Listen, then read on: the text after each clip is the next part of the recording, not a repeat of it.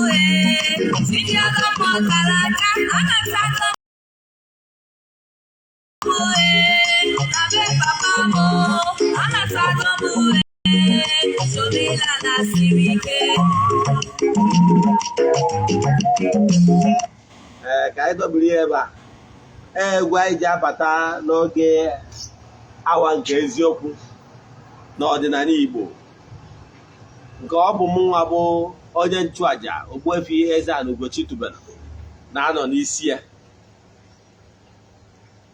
N'ụbọchị tata bụ Eke, a sị m na Eke taa eketara anyị ihe ọma ma kepụrụ anyị ihe ọjọọ. A sị m na akakaka ya ama anyị na jijiji ya ama anyị. A sị m onye echecha ihe ọjọọ ya eme anyị ya ma onwe ya. A sị m na anyị ga-adị ka echi maka na echi adịghị agwụ agwụ. Nnọọ n'oge awa nke eziokwu n'Ugochi tubelu ọdịnala temple, anyị abịakwa n'ụbọchị taa ka ị na-esonyere anyị. Share the link, invite your friends and well wishers ka ha mụta isiokwu ka anyị ji wee bịa n'ụbọchị taa na nkụzi gbasara ọdịnala ka anyị na-enye kwa ụbọchị n'oge awa nke eziokwu. A sị m na tata bụ Eke ketara anyị ihe ọma ma kepụrụ anyị ihe ọjọọ na ihe ọma ga-emere anyị. A sị na favor ga-abụ nke anyị na anyị ga-apụta ihe na anyị ga-edekwazi ude. A sị m ihe anyị ga-eribịa ihe ya eri ya bịakwa na. A sị m na anyị ga-adị ndụ ka nka maka na ndụ bụ isi akụ. A sị m na ihe na-afịa ihe abụ na ntị ka anyị anya na onye eme anyị n'ihu. A sị m na ọkwụ n'ilo wee na-eche anyị n'ukwu ya eji ya ise. Maka ndị ọ bụ taa bụ izi ha na-esonyere m n'oge awa nke eziokwu, abụ m Ogbuefi EZE-ANA Ugochi tubelu, onye isi nchụaja n'Ugochi tubelu ọdịnala temple. Anyị na-agba afa miri emi, lụkwazi ọrụ mmụọ dị iche iche.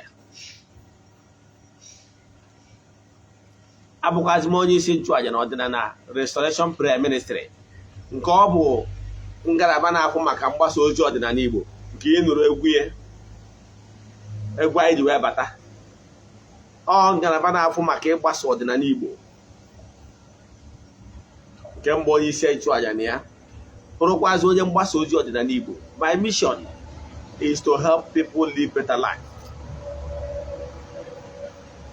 ekenego m ndị na-ajoin anyị, ndị enyi anyị, ndị ihe anyị na-eme na-amasị viewers all over the world. Share the link, invite your friends and well wishers ka ha sonyere anyị. Onye awụ ihe nwere ike imere onye enyi gị. Just share the link. I can tell you one or two nwere ike isi n'ụzọ dị etu a wee chighata n'ọdịnala Igbo. Onye abụ ihe nwere ike inye ya ihe enye ya karịrị silver and gold. Isiokwu anyị ji bịa n'ụbọchị taata bụ kedu ihe ị kwesịrị ime ma ọ bụrụ na agbụrụ n'obi ma ọ bụ na amụrụ na ngwuru ebe e nwere secret things, ihe dịka ọfọ, ihe dịka ikenga, ma ọ bụ ihe ọkpụtọrọ ọgbụ dị iche iche eji chekwa ngwuru. O nwere ike ọ bụrụ ọfọ ngwuru, ọfọ family, ọfọ okenye. O nwere ike ọ bụrụ ikenga obodo. O nwere ike ọ bụrụ obi, ngwurube nna gị abụrụ ebe e nwere obi, ma ọ bụ na ngwurube ụnụ ma ọ bụ n'ozu odobe ụnụ abụrụ ebe e nwere akwari ọmụmụ jikọrọ gị na ndị nna jikọrọ ụnụ na ha n'ime ọnụkọ ụnụ. Ngwurube nna gị nwere ike ọ bụrụ na ngwuru ebe a dọrọ ana ya clan, ihe a na-akpọ ana, ebe a dọrọ ana. Ebe a dọrọ ana bụ ebe okenye na-abịa ndị na-agụ isi mmụọ n'ebe ahụ na ihe ndị ọzọ dịrịzie gawazie, ihe ndị ọkpụtọrọkpụ. Ọnya ka anyị ji bịa n'isiokwu anyị, ihe ị kwesịrị ime. Mana bifo anyị gaa n'iru, echefuna na o nwere aja anyị na-achụ kwa ọnwa anyị na-achụ n'isi ndị enyi anyị, my children all over the world, na ndị niile na-esonyere anyị na Ugochi tụbara ọdịnala temple. Aja abụọ aja anyị na-achụ ọnwa ọbụla, ọ na-last for 14 days. Nke ọnwa Ọgọst a ga-ebidokwa n'Ọgọst 6th, last ya for 14 days. Na 19th achụcha aja bụ aja n'ụtụtụ. N'oge ehihie egbuo ebulu eji esiri ya bụ aja wee mesara ka ndị mmadụ erikwazie ma ṅụọ. Ekwukwazịrị m na distance is not a barrier. Ma ndị nọ n'oru ma ndị nọ n'Igbo, ọtụtụ ndị mmadụ na-esonyere anyị na aja nke Chukwu Okike na ndị afụrụ anya sigoro n'aka ya wee bunie ndị mmadụ elu ma gbanwekwara ọtụtụ ndị mmadụ ọnọdụ. Maka na aja yiri n'igwe, it will interest you to know the importance of aja group. Aja na-ada ụda, ọ na-abụ anyụkọ mmamịrị ọnụ ọgbụ ụfụfụ. Aja ọbụla achụrụ nke a chụrụ n'igwe, nke bụ eziokwu bụ na o nwere uru sienu. Ụbọchị m kụwara gbasara the importance of aja, si na aja bụ aja na-achụgburu onwe m years back, mana ndị afụrụ anya chọrọ ka ọtụtụ ndị mmadụ na-eso na-apateki na ya bụ aja. Nke bụ eziokwu bụ na ọ bụrụgodo iri na ndị mmadụ esoghị na-achụ aja, mụ agara achụri onwe m, maka na ndị mụ na ha sosi na aja wee na-ebuli m elu, na-ebulikwazi ọtụtụ ndị mmadụ. Enwe ọtụtụ ndị na-achụnye na aja na-enye testimony. Ka m gwa gị okwu ihe ị maghị. Ọ bụrụ na ị nwetara ego bụ ego adịsịrọ mma, ego dọkara adọka, ma ọ bụ dirty notes, nke bụ eziokwu na ị nwere o nwere ka the note ndị a ga-esi wee dị so bad. Ị chọọ iri those notes on that note alone, ị chọọ iji that note wee goro ihe, that note might be rejected by any seller. Mana I can tell you, ọ bụrụ na ị were such note tinye na bundle of money, were ego mmadụ ahịa, nke bụ eziokwu na onye igoro ahịa nwekwara ike mgbe ọ na-agụ ya ọ gụtakwa that dirty note, but maka ihi na-enwere other good notes that came in bundle with that particular dirty note, the person might accept it. Ị ghọtara ya? Ihe njikọ ihe abụ ka nkọwalụ the importance of ayiri n'igwe. Enwelu ihe adịsịrọ mma etu o kwesịrị ịdị example, n'ijere ebe a na-echoro tomato ọ aṅara, enwere ike enwe ndị dị mma, dị very sound, dị strong, mana enwekwara ike nwee soft one. But I can tell you, maka ihe those ones dị mma, those soft one can still be sold. I'll just illustrate here gị uru ọbalụ bụ ihe igwe. O nwere ike etu ọnọdụ gị si wee dị, ọnọdụ gị etigo tie tọtọ. Yes, o nwere condition ọ ya abụ ịnọlụ, ịnọ ka nwatakịrị nara akụ nna ya n'iyi, mana with another person intercession, your sin can be overlooked. You got that, yeah? Yes. Achịcha aja were eme saraka. Ọ bụrụ na ịma ihe uru aja abalị, I can tell you, you will do what is necessary. And the key in into this aja. Ka bụ ihe nchọrọ ịkọwa gbasara aja. So nke ọnwa ya ebido na 6th. Ichi isonye na aja, ihe nidiri bụ isendịrị na message na WhatsApp 0805 7837672. Chat na WhatsApp. I answer my call myself. I respond to my messages myself. If you feel free to come with video call. Messages in that, ihe nidiri n'aka gị wụ 3 prayer requests. Then he made donation token to the account. Ndị na-esonye bụrụ anyị na ọrụ anyị na Ugochi tụrụ na temple amaragonye bụ akaụntụ. Mana ọ bụrụ na ịbụ onye ọfụ isonyebeghị na aja, chat ya m na WhatsApp, aga m enye gị nyabụ nọmba. Echefukwara nọmba anyị bụ, ọ bụrụ na ị nọ na Nigeria, ịmaragoro 0805 7837672. Ọ bụrụ na isi mba ofesi, ịmaragoro na a ga-etinye +234 before 8, and so on and so forth. So ka anyị bata n'isiokwu anyị ji bịa. O nwere ọtụtụ ihe ndị mmadụ na-agba ndị mmadụ ayaga.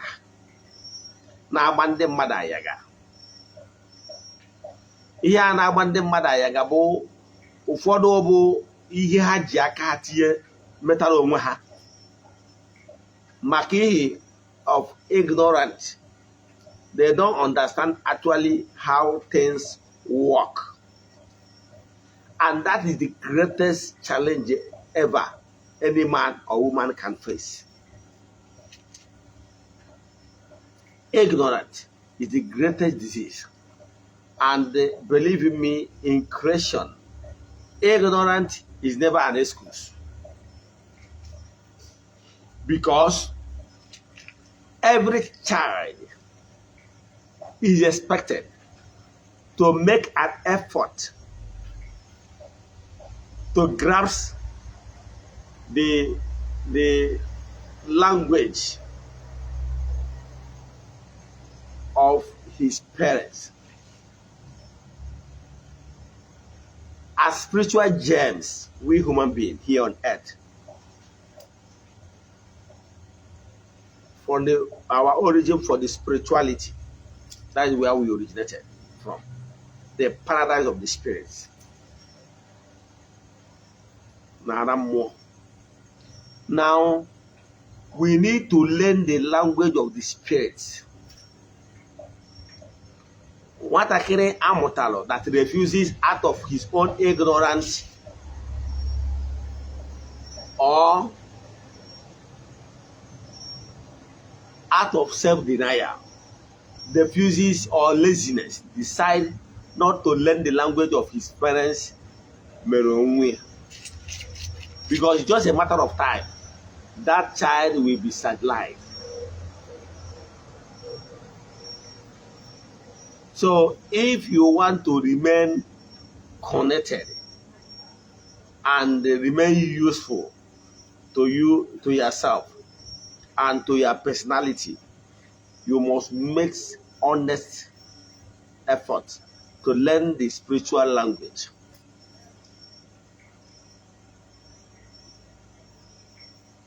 To know the laws that governs the universe is what is expected of you as a child of God.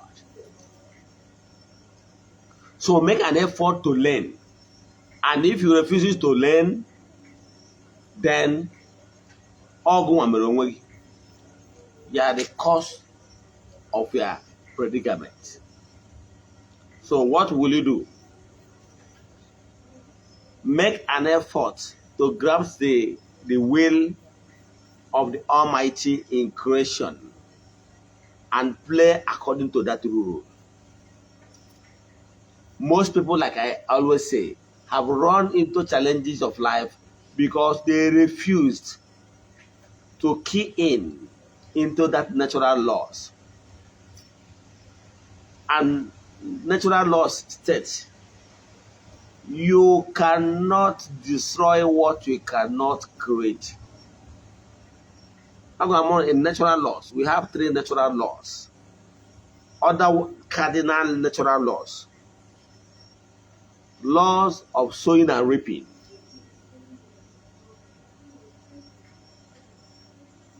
Laws of homogeneous species.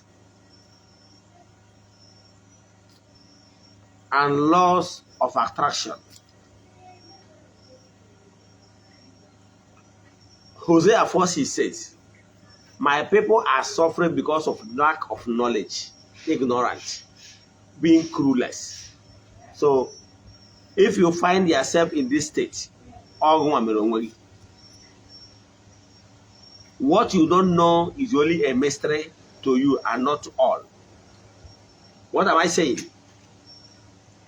What am I saying? What I'm saying in essence is this. Never you destroy what you cannot create. You were born in a family. There is great symbols of your ancestors. Great symbols of the gods. One Igbo adage says, he who knows his father knows the ancestors. Onye mara nna ya mara ndị Igbo. Enwere ngwuru dị iche iche emebiri ihe ọkpụtọrọkpụ dị iche iche. O wee na-enye nsogbu ruo taa. But I will try my best to highlight some of them. Please, please, and please.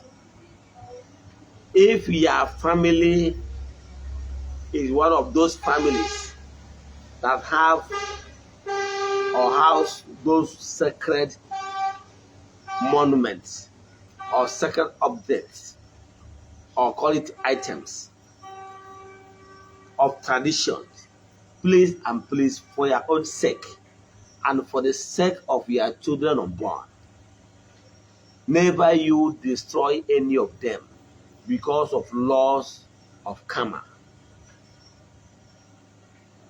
because of laws of sowing and reaping, because of laws of reciprocal action.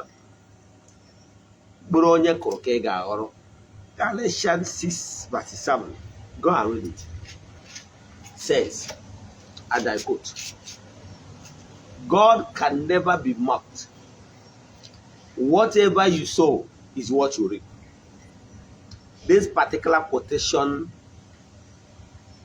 you will hardly hear it in churches because they know it's one of the quotations that really expose a lot of things. Don't take anything for granted.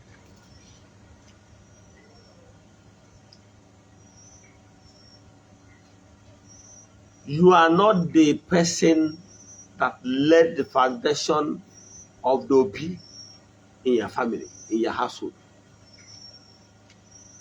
You are not the person that led or called down the gods, the gods of fertility, popularly called aquarium or odom. Some parts of Igbos na aquarium, but it means the same thing. The gods of fertility.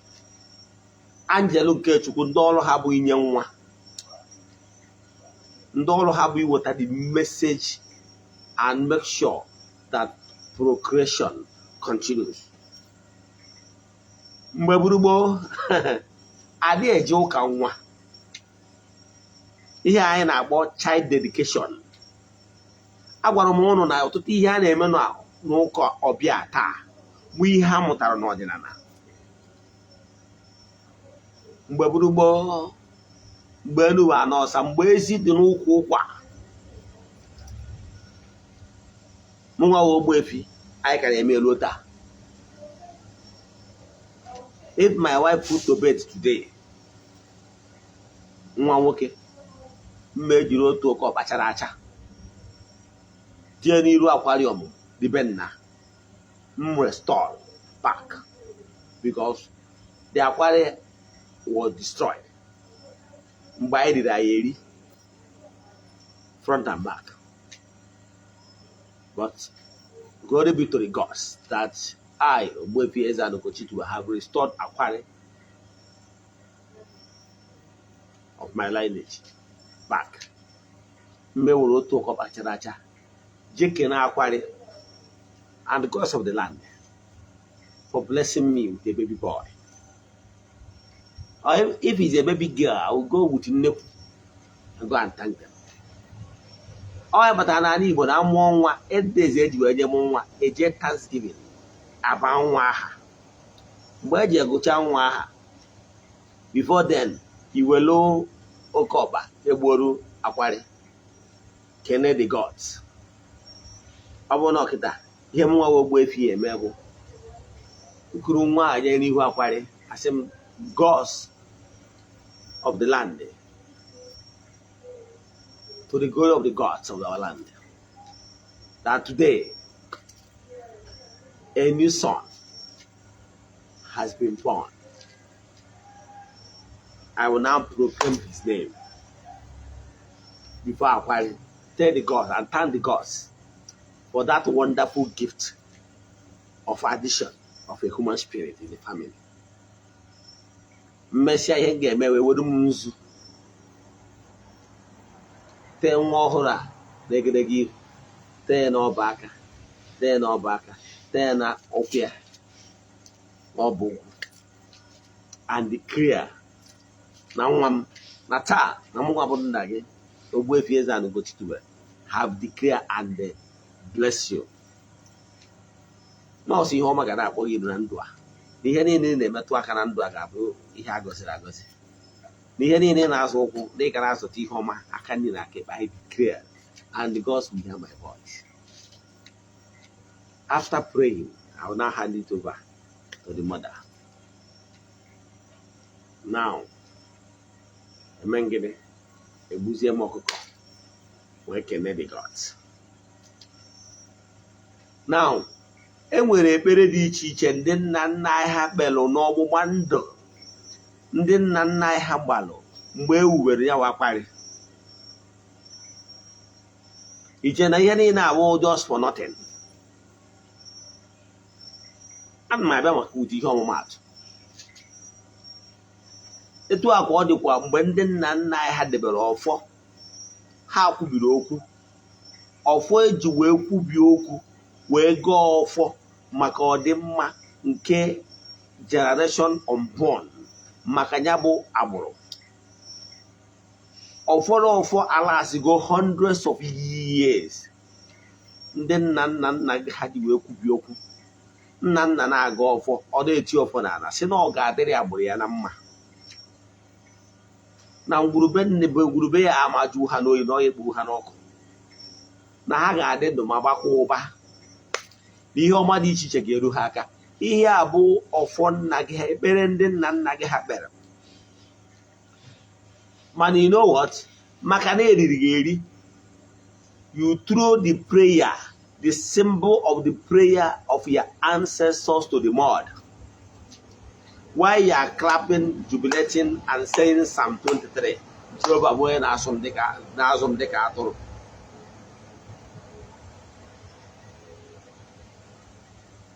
Ị na-celebrate na-agụ Psalms. What is Psalms? Psalms wụ okwu David kwubiri ogu David jụrụ. Example, Psalm 35 ga-asị ka ụzọ ha gbaa ọchịchịrị bụ ndị niile na-achụ m ọchụchụ. Let them fall n'ọnya dị iche iche ha siri m. Buso ha agha bụ ndị na-ebuso m agha. N'ụso ha ọgụ bụ ndị na-alụso m ọgụ. Etu a dịka okwu m kwuru mgbe m na-aga ọfọ wee na-asị onye echeche ihe ọjọọ ya eme anyị ya ma onwe. Onye si ihe anyị ji wee dịrị anyị dịgbo onye a na ndụ, onye anyị si anyị nwụọ onye ahụ ka anyị ji akwụ ya. Ihe a bụ ogu ka m na-achụ. Onye ekpere. The psalm of the psalmist, the David, is not as more important and or as more holier than mine. Ihe kpatara iji wee prefer psalm more than ọfọ ndị nna nna gị ha gọrọ maka na eriri gị rie ọzọ, rie front and back. Akpago gị ịcha n'ụzọ ha na-achịkwa ka akpa onye ọzọ. Ịghọtara ya? Ọ ihe mere ndị ụka ọbịa erigo rie front and back kpaa gị na-achọkwaja ka akpa nne gị kpaa nna gị kpaa ụmụnne gị. Ọhịa na-achọ ime ọ bụ na ịmara.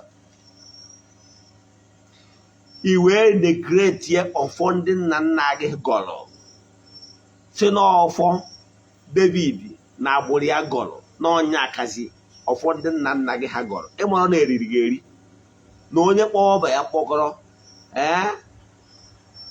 agbata obi ewere egboro ahịhịa. If you don't value what you have, your neighbors with those your baskets and everything, use it as a waste bin because you didn't add value to what you have. Go and read the verses of Psalm one by one. Then listen to the words of Egofo Bobi Juogu. If they are line by line. So onye Igbo teta n'ụla ndị ọ na-ewutekarịcha m ụmụ Igbo mba dị nsọ ndị Chineke họtara onwe ha.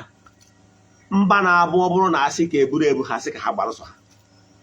Mba na-abụ ebe ndị ọzọ felụrụ onye Igbo ama efelu maka na anyị wụ agbụrụ dịrị onwe ha nsọ. Exceptional agbụrụ. Ọ bụrụ na nka nwere opportunity to be here on earth again, I will still reincarnate as Igbo man. I will still reincarnate back. Dịka nwa Anedo. I'm proud to be a son of Anedo.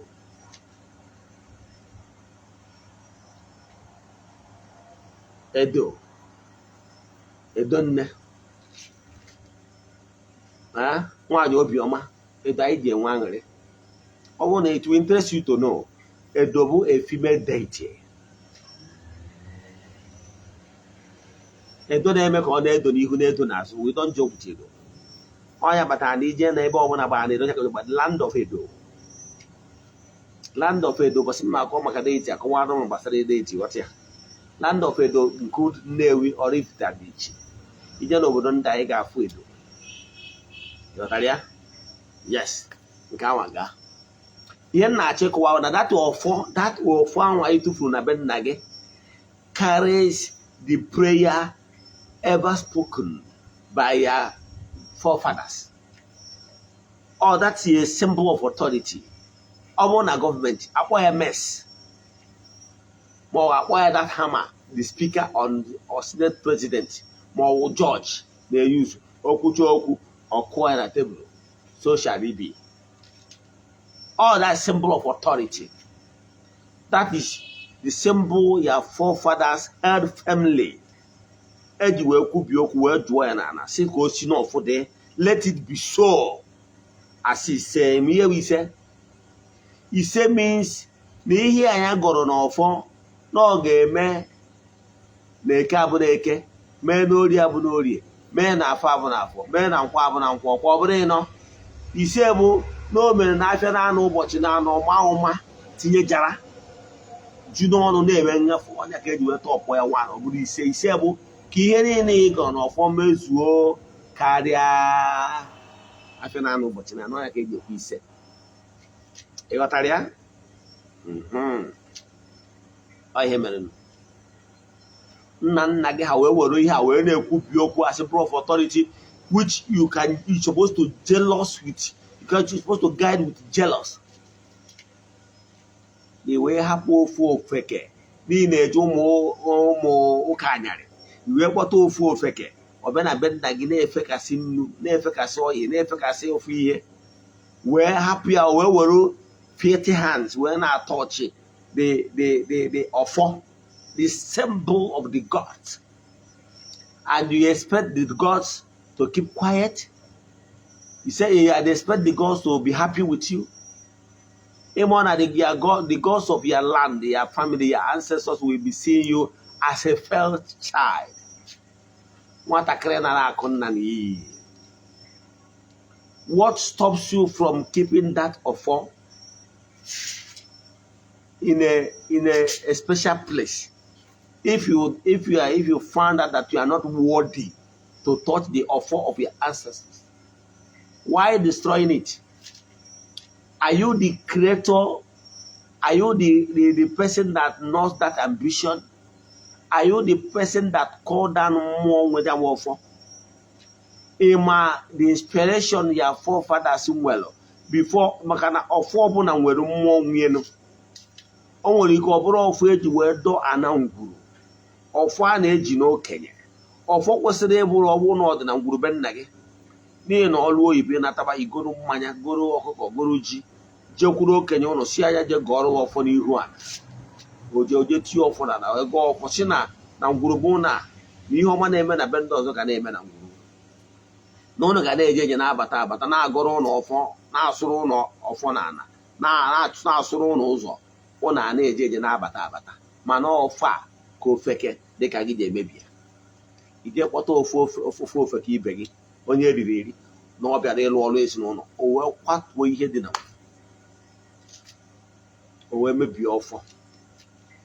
Do you know that all that wish, second wish and loved your forefathers well n'ebe ọ nọ, ebe ya onwe ya nọ, ya na n'ebe agbụrụ ya nke na-abịa n'iru ka o ji wee wube ya bụ okwu mmụọ nwe ya ọfọ? Ịma, our ancestors never did anything iji wee megide agbụrụ ya.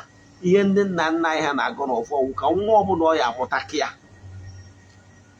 So our forefathers has great mind, has good intention for installing that ọdọmụmụ, ọ maka ọdịmma ụmụazị a na-amụta.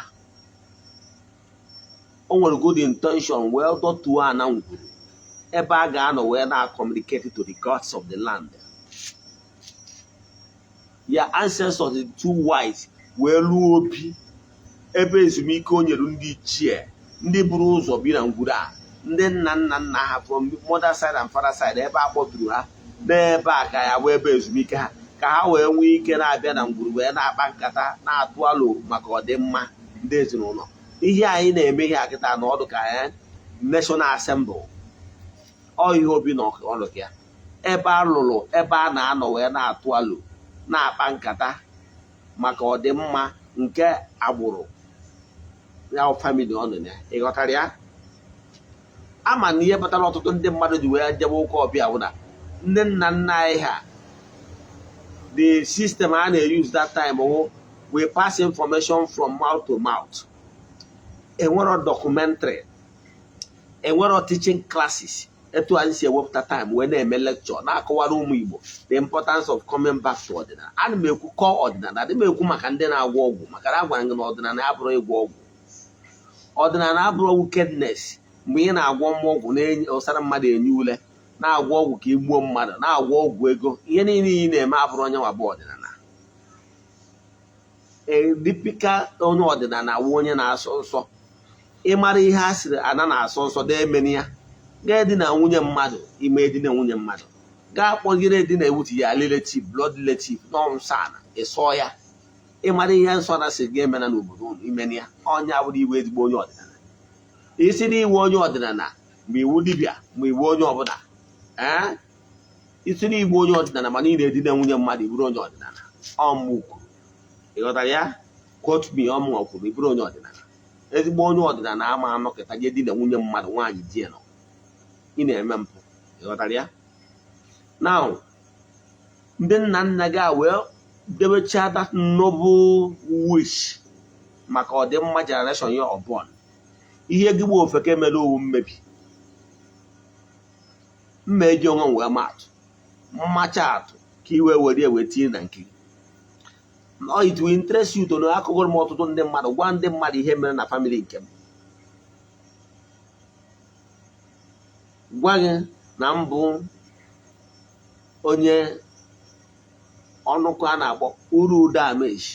Uru udo amechi bụ ofu n'ime ọnụkụ ya ite naanị dị na ogbe Ezumeri Oraifite. Anyị na-abụ alụ, anyị bụ descendant of Uri na Oraifite. Now wee na-akọwalụ gị ihe merenụ na ọ bụrụ na those secret things eji wee chekwa ngwurube nna gị ịtụfuo ya imerụ mpụ. Gwa nke mere na family be nna m, gwa gị na be nna nnukwu nna m bụ onye nọrọ m ụwa, my grandfather bụ onye ọdịnala. O chiri ọzọ etu anyị si wee chi ọzọ Eze-Ana. Mana oge nke ha na-egbu isi onwe ha na-agba igbu isi enwe ha na-eme dịka a na-eji ihe dịka all sharp knife a na-eji wee kasịa mmadụ line n'ihu a na-egbu mgbe ndị chiri ọzọ gboo. Mana anyị nwa na-echi dịkịta ya na-emezie anọzi n'igbo ife ọfụ ihe a na-eme dịkịta ahụ ihe a na-akpọ pinchom, just small sign n'ihu etu a. Ọ bụrụzi nke a na-egbu. O nwere ndị gbukwara ogbu mgbe ochie ahụ, ngwa ndị gburu gbuchie ihu niile, gbuchaa ihu niile. So nna mụtara nna m gbuchara ihu niile, o gburu half. Ịghọtara ya? Aha ọzọ ya bụ Ume-ana Ebuo. Yes. Mana chi m na ezumezu m chọsị ka nza Ugochi tubelu. Nchizie ọzọ zọbazie Ogbuefi bụrụ Ogbuefi EZE-ANA Ugochi tubelu. Aha ọzọ m ọbụrụ onye wawa ezigbo aha m, ezigbo aha m bụ Chukwu nọnyere m enwe na mma. So now ihe m na-achịkọwalụ gị bụ o wee bụrụ na nna m ochie a, that is my grandfather, bụ a herbalist, mana ọ bụ a great man during his time. O so na ndị kpatara ego mgbe ochie, to the extent na mgbe anwa ọtụtụ ndị mmadụ na-abịa ebiri ya ego nye ya na ha kwendịrị mgbe ha nwetakwara ego ha bịasara. Now to show you na ọ bụ a rich man then, na etu esi agụ ọgaranya mgbe gboo. O wee bụrụ na mgbe ọ fụrụ n'oge ọnwụ ya erubego, o wee kpọọ my father, who happens to be his closest son. My father abụrụ diọkpara. My father bụ the second son. Mana diọkpara nọrọ nso, mana my father bụ onye na ya nọ close. O wee were ọfọ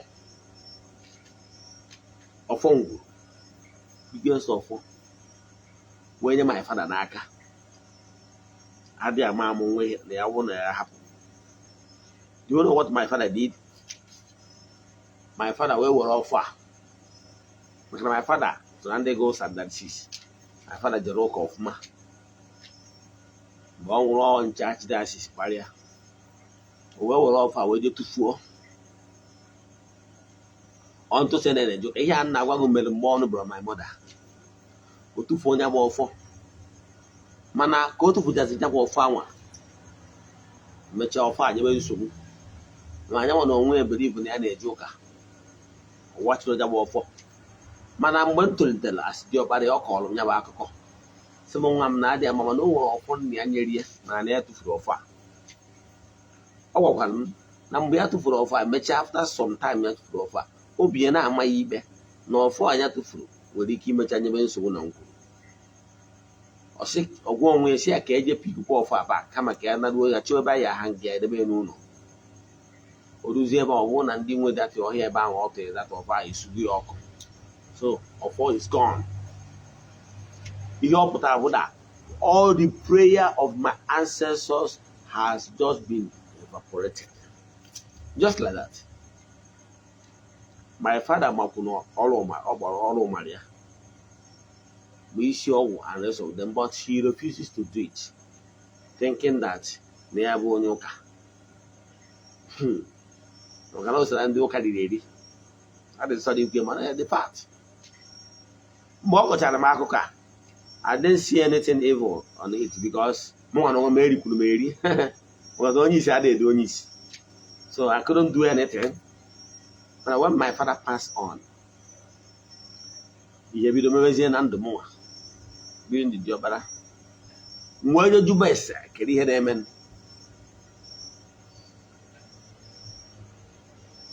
After it is about the hand, I don't care my call for. Now, would have been number one would have been maybe hot in an I do a mess or for. It's your for I said yes or for. Juba is so for. I was saying, Juba's here or fan Namuga Macaca and if we yes, no other war for any Maca. I have offered he is going to be able to get me. You have a widow what you offer. Or funding Nana, you watch here. Cable you. No fees in both of Matuaka. No use. Put a war for Kanje, what you call for. Or far war from Jarudi Beruta. Na be no madolo, Malay no funding Jalolo, or power is an old coffer, listen of an afternoon, Jalolo, only coffer. Yotalia? So, on when you watch your far. I welcome what's in there to watch your far. Now, all the promises, all the words, all the good things in the family will be restored. As long as I have already restored this offer. Now, this offer is carrying the prayers of my ancestors. They will know with their wish in my family. So, when I watched the offer, we spoke. Understand? This offer, now watch it. Who offer den na let all their wish and the prayers be restored. And they to catch will restore more the family. That is what happened. Now, they restored the offer. How's the offer? Jarudi Biadota. Nkawanga. Oh, well. Mana dị ọfọlọ echefukwana na ọfọ abụrụ mwachi aka nje wobi ya wọfọ ọmmụọ na alụ wee sị m na ọmmụọ bụ onye ha chuzi ga-ebunye wọfọ nọtara ya echefuna etu aka o si wee dị ọ bụrụ mmụọ ejiro m aka m sị ka nje wọchi ọfọ yes mana ọmmụọ si na mbe je wọchi ya wọfọ na ọfọ a ọfọ enyere nna m asị n'aka nna m wee rute m aka na ọmmụọ wụ the choosing person mana funny enough, let's see how the thing is. But the thing that happened, no, my father, not my grandfather, for the fact no for him maybe my father's way destroy that offer. Echefuna, I'm water for that offer or Okabe Kolobia, only my mother. Where to for that offer? My father or this my grandfather born near said, oh, mom, you were too for and yet again. Okay, let me reincarnate back to and pick that offer back. Oh, him and I'm so my grandfather will reincarnate here back in me, probably the first son of my father. At the appointed time, man, I couldn't remember, I couldn't understand it. Pending theory, him and were forced of me to bring our offer back. Back and you were back, waiting on my grandfather, not yet back in me to pick the offer. So you're not check what again. Do you know why you should keep that offer back? Or that even if you are not interested in taking care of them, keep them where they are. Believe in me, one of your ancestors will reincarnate back to come and take care of that. These children we are giving birth today are not new souls. In fact, no new souls is reincarnating on earth now. It's just old souls in young body. Believe in me. You one of your ancestors will reincarnate back to come and pick that offer, to come and start attending to those sacred objects left behind. Do you know what is happening in Igbo land nowadays? Or not only Igbo land, even in Ghana or in Africa, our ancestors are reincarnating back to start propagating Ordinary Igbo. with vigor. That is what is really happening. Our forefathers are incarnating back. Go to Ghana, the wind of change is coming. Go to other African continents, or African countries, the whole thing is blowing, calling back for people to come back to their roots. The same thing, do you know what it means? Do you know the consequence of maybe as a Nigerian, you go to National Assembly, the Senate, House of Representatives, that's 3 arms zone. The legislative house. What do you think that the legislators and the house members will do to you? Because you render them homeless. Are you the one that insulted them? Ihe na jogi gị nwa je kwatuo ọfọ kpọrọ ndị ofeke ndị ụka ibe gị bịa na-akụtu n'obi kutu obi dị na be nna gị.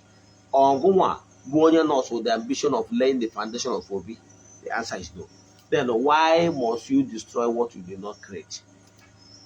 Gị nwa na onwe gị je were ọfọ je bie ofe ofeke.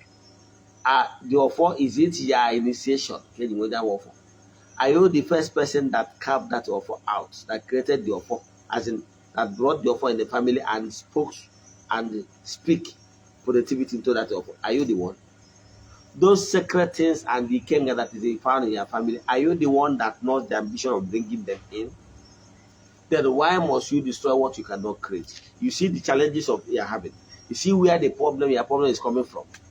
Your problem is coming from because of your ignorance, because you destroy what you cannot create. That is the problem.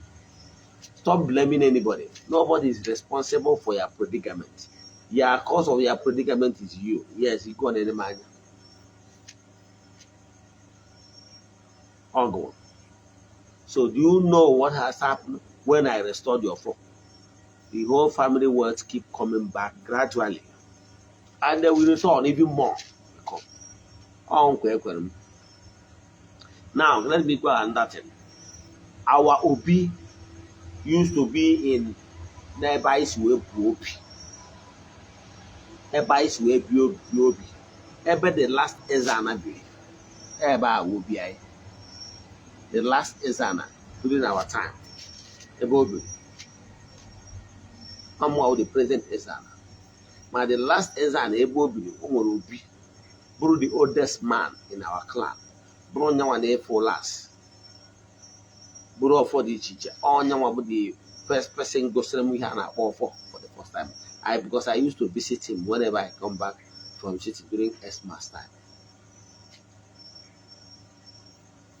So one of his sons supposedly Okenye, none Obi, I advise web Obi. Where put that? We'll just say to everything up to the place. What will be today? Okologo, that is isi adrozi mma. Yatago, ọ bụrụ onye isi gakọrọ agakọ. Ọ ka ndị mmadụ isi gakọrọ agakọ, nwa ọzọ ada agụ eze n'ọnụ ọgụ ụmụnna. Yọtara? Now, let me tell you one thing. Now, when Chigata and Odana start to restore all the damaged things in the family, I promise my ancestors. No problem, I have 1 or 2. And the 1 or 2 I have they did it. Even theater beyond my expectation. Hamel me here your ha. Mwekwa hankwa. Say no more na hamel me here your ha. Na mma alulu hobi befitting obi.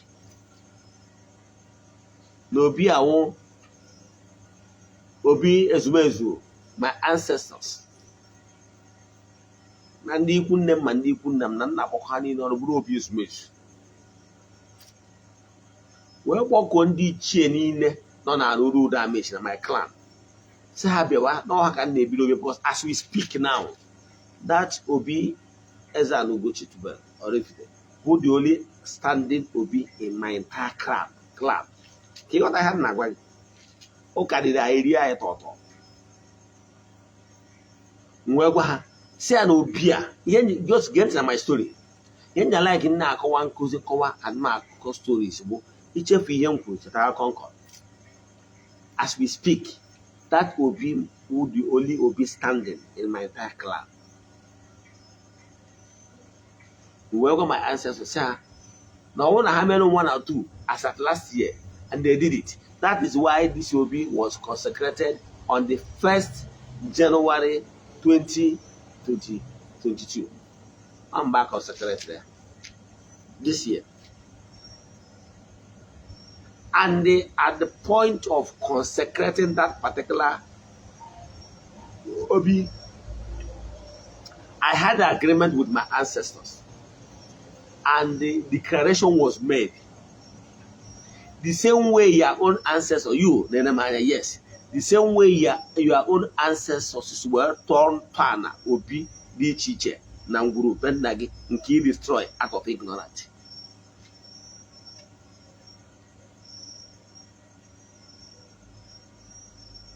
Obi, he destroy. If there is any reason for you to relocate any sacred place, ebe emere mmụọ enwere ike ọ bụrụ ebe emere mmụọ enwere ihe dịka ogilish ma ọ ebe enwere ihe dịka ukwu ọbụ na-eche ndo ma ọ ebe enwere ngwu ma ọ bụrụ na enwere ka ihe obodo secretaries wee danye n'ebe kwesịrị ka ọ danye because onwe ka ọ bụ na center of the land ebe a ga-alụ ụlọ o nwere ka esi eme mmemme dị na ya wee yọọ ha ụmụ mmụọ n'ebe anwa ha biko ka na development abịago ka enyegharịa ha anọda ọnọdụ ọzọ agwaghị ihe ị ga-eme na etu esi eme ya utu obi umeala na ayịyọ ikwe ha nkwa na ihe ebe iyi enye ha ya akarịzi ebe ha nọ mma ime ya etu esi eme ya before you locate them. Yes, if need be you can locate them, mana the right thing must be done. So when you are my ancestors, we plead here on my lineage behalf. When you are here, now I'm so sorry. Now metal, a metal, you heard na. What will be Nanaya? The only Obi, a standing Obi, no, now our clan then. And we are what we are Makofo. Therefore, destabilizing our ancestors. Even the cheer, now no, we are not bankata Mako, the ma, Kabulai. Learn by rendering them homeless. Do you think that when you render the spirits homeless, that they will allow you to rest or to have your own home? Or kihegabaragi? What a crescent and near Malahola or the Kanamoyala? Eborozin or Jim Mother than a Jung. Eborozin and we were to on or when we chew on Haggy on Egotaria. Now, by then our ancestors become just hovering. Orozi ebe ha na-anọ wee na-eme nzukọ na-akpa maka ọdịmma nke agbụrụ m. O wee dị m mwute. Wee yọ ha wee sị ha na ọ bụrụ unu meelu 1 or 2. Abụọ unu ka share my testimony. Ọ na-abụ share my testimony for ndị mara na-ajụ ọsọ m ga-awụ onye ndị nna nna fọrọ n'anya. But it's fact. It can be fact. If you like, go back to my videos. I have over 500 videos on my YouTube channel.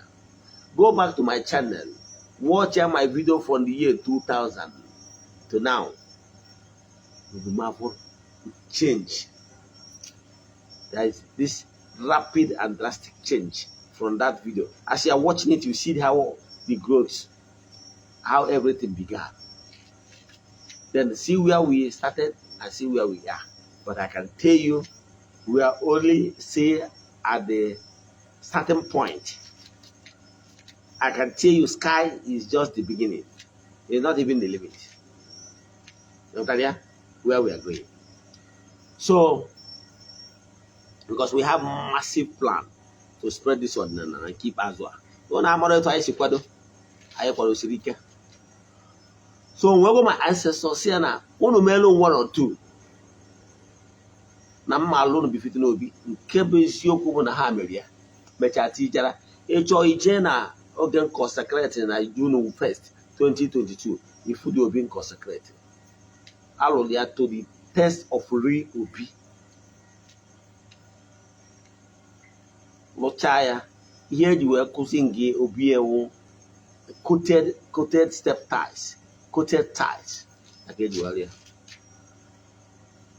ihe normal marble Even the Enuobo is marble. Which I just put tie this what are they calling it? Marble. Anyway, they write down the names of my ancestors. So even my children unborn, they can easily name to the 5th generation of my ancestors. I know, although most of you cannot even name the 16th, 5th generation downwards. All of you people when he came away. But my father counted it for me. Now, where you are, Natan and the Ubopia, where you are pleaded with them, saying my ancestors didn't we were, they don't equal, they don't know, they know every each, and then I have been here. You had your. Now I, Ogbuefi EZE-ANA Ugochi tubelu na-enye ha ọnọdụ ebifite n'obi ha biko n'ebe a ka m na-enye ha ka ọ bụrụ ebe ha ga-anọ wee na-akpa maka ọdịmma anyị and ọdịmma our generation on board. Tata m nyere ha bifite n'obi, let them give me everything befitting. Whatever I ask, let me receive. And let my lineage be protected. Let we experience joy in abundance. Let whatever we ask, let us get it. That we will progress from strength to strength. And they accepted my plea. They accepted my prayers. As long as my children that will come after my back, as long as they keep the sacred place intact, so that only ọbụna si n'oru si n'Igbo bịa na ya bụ obi ya yo, let the precious prayer be granted. Onye ọbụna ji ezigbo obi. And we had the agreement signed and sealed. And I prayed that all over the world, where that will be, where you are, human area, is an agreement between me and my ancestors. And they promised to bless and protect my generation on board. That is an agreement. The same way your ancestors had agreement with the Nietzsche then of your own lineage. Yes, go on, Manya. The whole thing that Yobi was never consecrated, don't you know? The way that your bishop, she consecrated your chapel, she consecrated your temple, she consecrated your cathedral, in the same way ordinary consecrate our obis. So whenever you are desecrating Obi, know that you are desecrating and they calling the words and the intention of your ancestors bullshit. Emo na wata kiri bunye na ye no nyonyo na nyonyo che anye maro ira anu ka na atu ya ninu. Gi nwa na onwe gi bu onye si na ebu nne ya ụzọ mụta di ọbara ka anyị na-ajụ ka onye bụ nne ya. Mana gi nwa na onwe ogwo amụrụ ụbọchị a ịpụtazie na agụwazi na ndị nna nna gị ha mara ihe. N'ọgụ wa onye ma ihe. Mgbe itolitere wee kpọọ ya ancestors kpọọ ha ewefuru efu mmadụ. Kedu ka ọ ga-esi wee dịrị gị mma? Ọ ihe na-arịa. Stop saying na mmadụ na-eme gị. Ịma na ndị Igbo na-atụ n'isi na-achị onye adịghị n'izu n'isi na-achị ya. Meaning, if your chi does not concur in any evil plan against you, that it will never work. Don't you know? Ndị Igbo na-atụ n'isi na onye buru chi ụzọ gbagbuo onwe ya n'ọsọ. You know why you are running helter-skelter without having any something tangible to show for your runs? You know why? Because you are Igbo Chugoso. Emonochi joke. Emonochi window. You will have thinking that Emoni needed the inspiration and the backing of the gods for you to be successful in whatever you are doing. Iwe ebe na obibe nna gị wee metọọ ma ọtọ nọ etu a m nwere mụ na mmụrụ ndị ichie nwere ọgbụgba ndụ na ha ga-echekwa ngwuru, chekwa agbụrụ m, chekwa mee ka ihe ọma na-emere anyị na-ekwu, anyị na-ekwute, anyị na-alụ, anyị na-arụta, anyị na-edu ude si na mba dị iche iche ihe ọma na-emere anyị aka ndị na aka ekpe. Is an agreement, is ọgbụgba ndụ. The same way ndị ụmụ Israel si wee nwee ọgbụgba ndụ with Chukwu okike Obiama mgbe ha na-ewube the Ark of Covenant. Mana mgbe ha when they deviated from that Ark of Covenant or the Dahabido. This is the same Ark of Covenant that killed Uzziah. Remember that story in the Old Testament when they ordained people to carry the Ark of Covenant during the wartime was passing. And mistakenly, the Ark of Covenant bent a little bit as if he want to fall.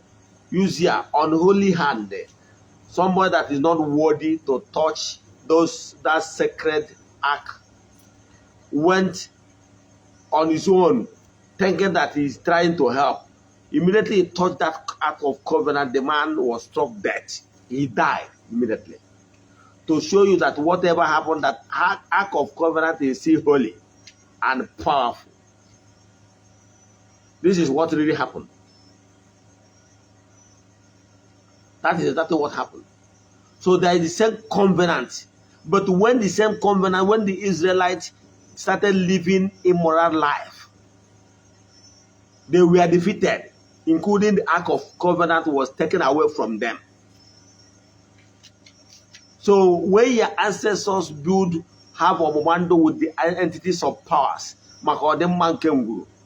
and you as a son that replace the ancestors, they are the heir to the throne. You are the heir to the family wealth. When you decide to start living in immorality, start living recklessly, neglect the sacred things in your family, what do you expect? You have failed as a son. You have bastardized the sacred thing and sacred agreement our forefathers had with the gods. And what do you expect? You will be taken away as a war refugee. You will be taken away as point of war. Aga akọta gị ka azụ. Ije na-agba odibo. Gbawara onye kwesịrị ịgbara odibo. Gbawara ihe isi ike odibo. Gbawara nnachighi azụ odibo. Gbawara pịawa azụ odibo. Mana ebe kwesịrị ịnọ. I can tell you that where you are today is not where you're supposed to be. But because you betrayed the covenant of your forefathers. That's why you are suffering, if you don't know. You don't want, okay, you don't I, Ogbuefi EZE-ANA Ugochi, is putting on to you today. That's why you are suffering is because you bastardize what you are not supposed to do. You failed. You are partaker of that desecration of these holy things and the holy object in your family. You are supported by word of mouth. You are supported by committing your money. You are supported by calling them I reject, I cast, I bind. That's your crime. Until you plead for mercy and do what is called restitution. You must restore and do what is called reparation to repair what you have damaged in the past. If not, no way for you. Sorry. As in a sin against the Holy Spirit will not be forgiven. Sin against these holy things cannot be forgiven. So until you do the needful by asking for mercy, plead for mercy. Let me paint another picture before I close. I normally like to use that illustration. Like I told you, the covenant I had as spoken words, I used the day I consecrated the OP.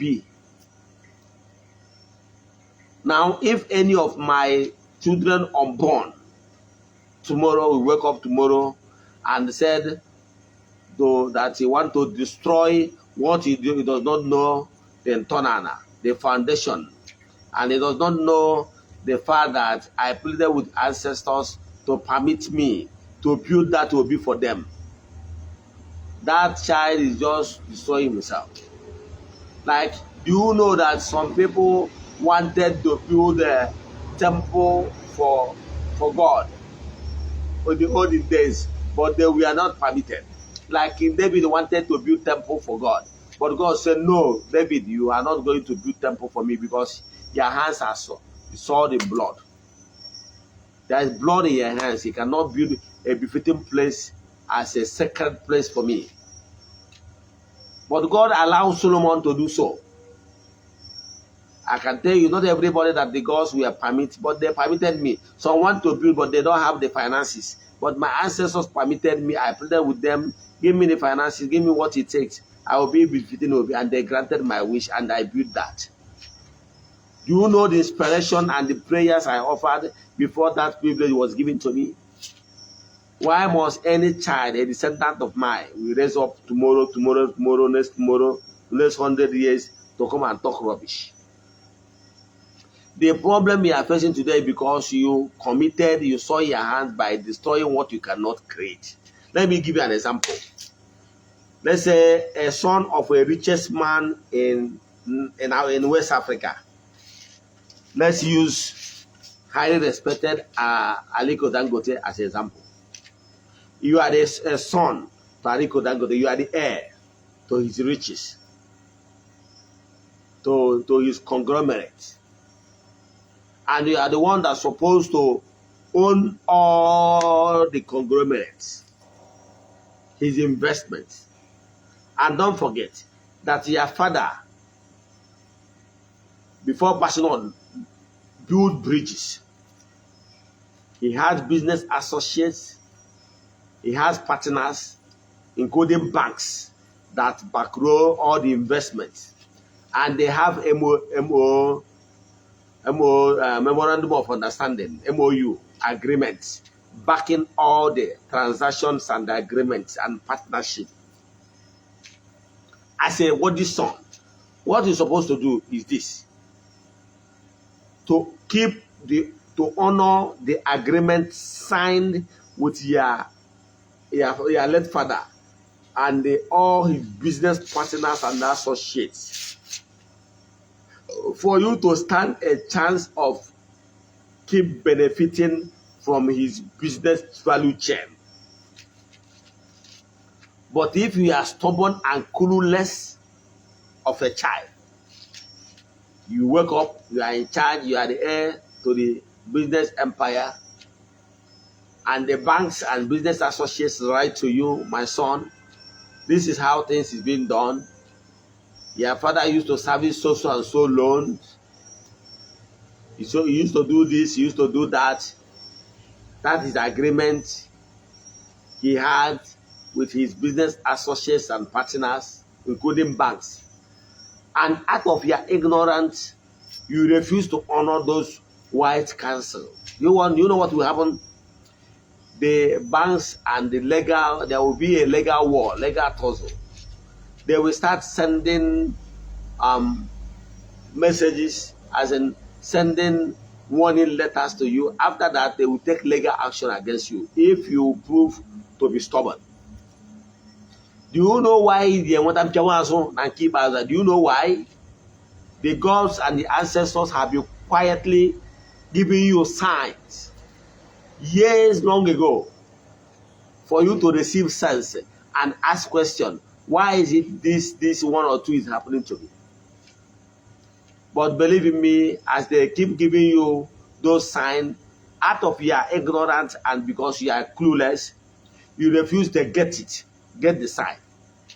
At a stage, they will raise the tempo. See when the thing reach you here. So as a son, if your daddy business partners keep writing to you and you refuse, believe in me, what you're going to see next is litigation upon litigation. Litigation upon litigation. Court case upon court case. Believe in me, time will come when court case will overwhelm the company. At the end of the day, the whole company and the conglomerate will collapse. It collapsed because of your ignorance. And please don't call your daddy's partners, friends, and the associate bad names. They are not wicked. They are only trying to draw your attention to the existing protocol, existing agreement had with your father that would have maintained harmony and good relationship. But out of your ignorance, you're supposed to blame yourself. So you that is blaming your ancestors, blaming your chi, blaming your ndot,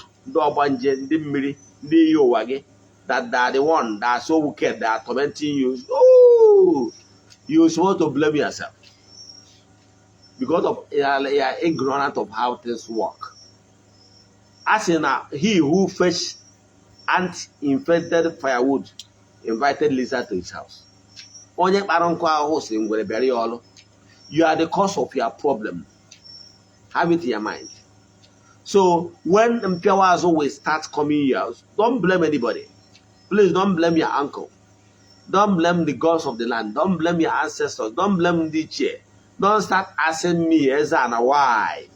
Why are they doing this thing to you? Do you know that you have been eating like a king? Now you can't even pay for your subscription, for your data. That you are so broke. So we come to me saying, EZE-ANA, do you know what happened? Years back, I have 2 cars. I have sold them. I've even sold my landed properties. Who cares? When you are busy gallivanting, distorting, and neglecting the agreement had with your forefathers, who do you consult? I can tell you, go back and do what is called restitution and reparation. Do alignment with the ancestors. Go to deep Afa. Find out exactly where you got it wrong. Start restitution. And please don't expect that they will just forgive you and tap you in the back and say, my son, you are good to start eating unkwobi, start eating pointed fish, point and kill, start eating shawarma. For where? They will suffer. It's not immediately ask them for forgiveness, they will forgive you. Sometimes they will they will try to be sure that actually you have repented truly and truly. So what am I saying? So ọ na ijiri aka gị crumble your tent, ị nwere ike ibido na nwata hapụ gị ị na-eso ụtara n'elu anụ ihe a na-agara gị. But how do you make use of all the goodies that ever come your way? You bamboozle all of them. Now you are crying that you are ignorant of them. Ignorant is your excuse before the judgment throne of God Almighty. So what you need to do is to bend down. And don't dictate for the gods when the embargo placed on you, on your case, will be lifted. What you're supposed to do is keep on the temple, keep doing your sacrifice, keep pleading, keep asking for mercy, keep doing it, keep doing it, keep doing it, keep doing it till something new happens in your life.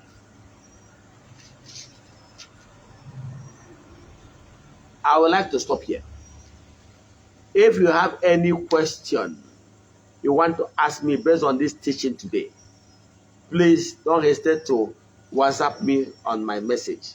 Send a message to my WhatsApp 0805-7837-672.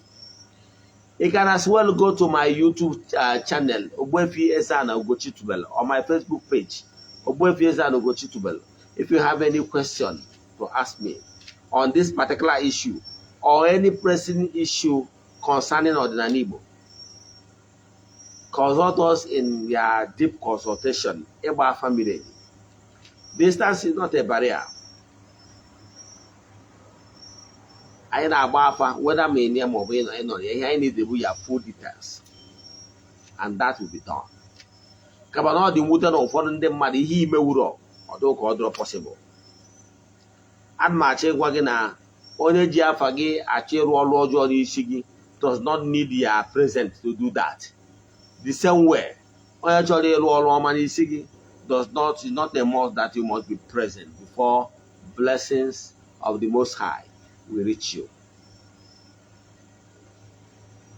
n'aha Chukwu Okike nke pụrụ ime ihe niile, dịka onye nchụaja ikwubie m okwu n'isi friends and well wishers all over the world, my children all over the world, ndị enyi anyị niile, ndị ihe anyị na-eme na Ugochi tụrụ na temple na-amasị, ekwubie m okwu ngọzi n'isi unu si na tata people under the influence of my voice and ndị ga-anụ okwu a na-emecha. As you are hearing this voice and it touches you, that you are so sorry about how you allow intruders to come to your family and bastardize the real foundation led by ancestors. And you are sorry today and say, oh, my ancestors, have mercy on me. May your prayer and the request be granted. May there be miracle in your life. May there be restitution. May there be upliftment. May there be forgiveness of sins in your life. Ekwubie m okwu n'aha Chukwu Okike nke pụrụ ime ihe niile si na ebe ọ bụla ị nọ n'ọrụ nọ n'ịnọ n'Igbo na distansị abụ ebara ya n'aha Chukwu Okike nke pụrụ ime ihe niile dịka onye isi nchụaja. Ekwubie m okwu ngọzi n'isi nwoke na isi nwaanyị si ka ihe ọhụrụ biri meme na ndụ gị. Let good things begin to happen. N'aha Chukwu Okike nke pụrụ ime ihe niile, onye ike niile si n'aka ya bịa. Anyị ga-agbanyekwa egwu anyị ji apụ n'oge awa nke eziokwu. Anyị na-asị ka emesịa nụ. Daalụ nụ.